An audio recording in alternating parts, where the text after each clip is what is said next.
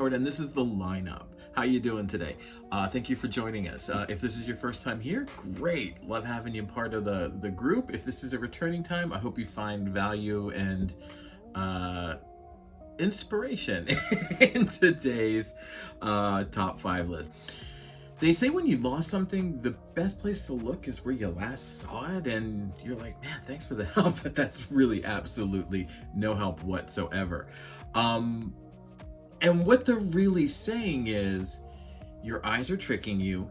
They're there, you're just not seeing them. In essence, you're blinded to what they are and where they are. And that brings us to today's topic, which is the top 5 ways to disrupt environmental blindness, all right? And all businesses suffer from it, all right? There's a classic story that I always tell people about this florist in our neighborhood, and we used to go there when I first moved here, because when I first moved here, everything was new and exciting. Everything was like, oh wow, let me try that, let me do this, let me do that. And then things drop off, all right? You can kind of lose touch with things. And that's what happened with this florist. Even though they're on a main street in my town and I drive past them all the time, they just became part of the background. They just became part of the scenery. Much like when you put a Post-it note with your password on your computer and suddenly it becomes part of the background. They cut down some trees, they put a dab of paint up, bam, I started noticing them again. And that's environmental blindness. When a business becomes part of the background, part of the experience of just driving home, to the point where you forget they even exist. All right? Now the good thing is it's preventable and it's curable. And let's get into 5 ways on how we can make that happen. All right. Number 1 on our list is you gotta change things up on a regular basis. You gotta change them up. I don't care who you are, what business you're in, whatever. You have ways of changing up what you have and getting people's attentions. You are either on LinkedIn, Facebook, Twitter, Instagram, something where you could constantly change. You got some great real estate up there. Every time that you want to bring up a new announcement, change your banner out, change your avatar, whatever it is. Anything that can get people to stop and look and make, hey, oh yeah, I forgot about them. I used to love going there. Let me go again. But you gotta change things up, all right? You can't keep doing the same stuff over and over again. Number 2 on our list is you gotta be seen more. And I don't mean you gotta get out and shake hands and kiss babies like you were a politician. And I understand, believe me, I understand. After a long day on social media, I don't wanna go home and do more social media. Same thing for you. A hard, long day at work, the last thing you want to do is go home and do more work. But it's not work.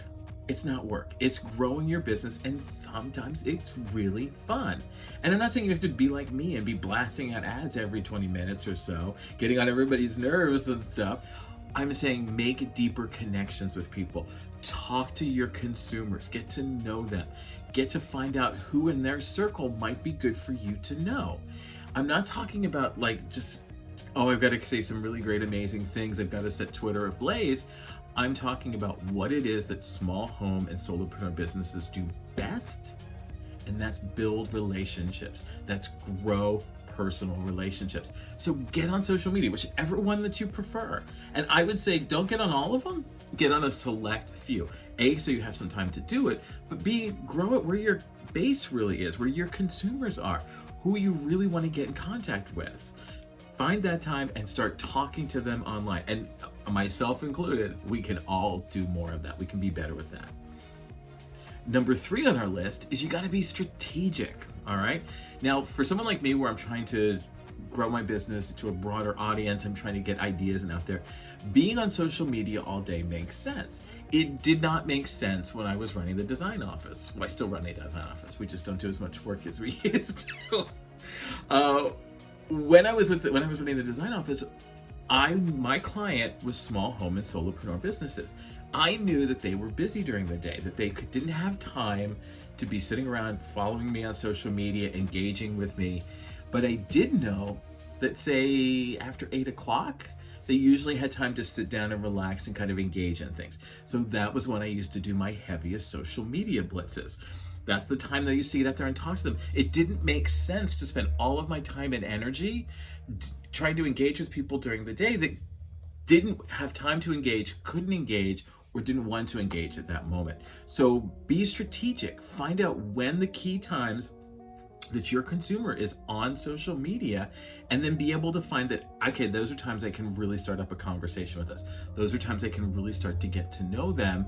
And then rather than spinning your wheels all day throughout the day. All right. Number 4 on our list is you gotta be consistent. All right. And I know it's very easy to get wrapped up in the work. Everything is on us when we are a small home and solopreneur business. We don't have an assistant. We don't have anybody else to help us. It is all on us. And that means we get lost in the business. We're so busy working the business, we sometimes don't have time to run the business. Now, you gotta find time to sell and market. You've got to, all right? And the problem with small businesses is we don't sell and market when we're busy, and then when we're not busy, we go like gangbusters. So we get some business, and then we sell, and then we drop off again. Find a time and way to be consistent. My suggestion, just a suggestion, is pick 3 days a week. For me, it started out, I was like Monday, Wednesday, Friday. All right. Choose 1 hour a day to get on social media so that you can constantly be reminding people, okay, hey, I'm still here. Don't forget about me. We're kind of busy, but that's okay. We just want to let you know I'm here. And your hour doesn't have to be 1 full hour. Maybe you take 15 minutes in the morning, for me, it's like, okay, I come into the office, I work for a little bit, I have some coffee, I might grab a little muffin or something. The times that I'm eating and grabbing a cup of coffee, good 15 minutes there I can spend on social media. Maybe I do it while I'm waiting for my order to come for lunch.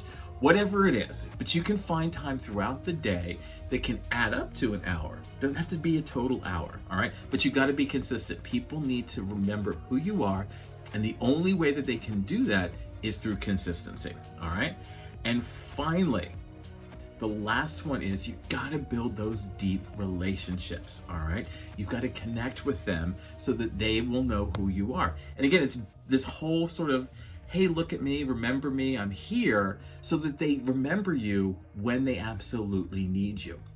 And again, the way to do that is with relationships, because you're always concerned about your friends. You're always concerned about people that are in your inner circle. You want to know what's going on with them. You want to keep up with them. And if they haven't reached out to you, you may reach out to them. And that's really what you want. You want that back and forth. Hey, we haven't heard from you in about a month. What's going on? Got any specials going on? Anything exciting happening over at your place that we need to know about? And then vice versa. But if you want to see some love, you got to show some love, all right? So you got to build those connections. You got to build those deeper appreciations for you and your business, all right? So that's been 5 ways to help you break environmental blindness.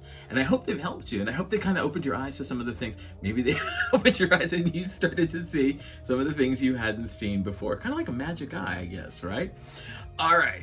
So, as I said, this has been 5 ways to disrupt environmental blindness, and I am your host, E.H. Howard. And if you like this content, please hit like and subscribe below. That would mean a lot to me. Let me know that you like what we're doing and what we're going to here.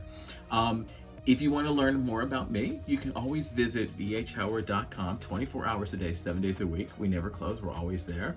There you can learn about the new American dream, sell the experience, and find your Betty.